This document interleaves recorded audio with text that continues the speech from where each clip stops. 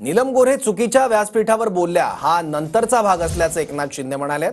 काही लोकांना मिरच्या झोंबल्या असं एकनाथ शिंदेंनी म्हटलंय। महिलांना ताकद देण्यासाठी नीलम गोऱ्हे काम करतात असं एकनाथ शिंदे म्हणालेत। एकनाथ शिंदेंकडून नीलम गोऱ्हेंची पाठराखण करण्यात आली आहे।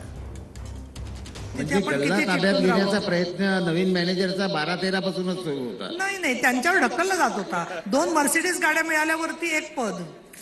आमची एक लाडकी बहीण नीलमताई गोऱ्हे दिल्लीच्या साहित्य संमेलनामध्ये व्यासपीठावरून एक वाक्य बोलले। आता ते व्यासपीठ बरोबर होतं की चुकीचं होतं हा भाग वेगळा। आता गोऱ्हेंनी बाहेर काढले त्यांचे काळे धंदे, त्यामुळे मिरची लागली। हे आता बोलल्यात का त्या? परंतु एका भगिनीला ही नीलमताई गोऱ्हे कुठेही राज्यामध्ये महिलावर अत्याचार होऊ द्या, काही दुर्घटना घडू द्या, पहिली धावून जायची। तेव्हा नीलमताई चांगल्या होत्या।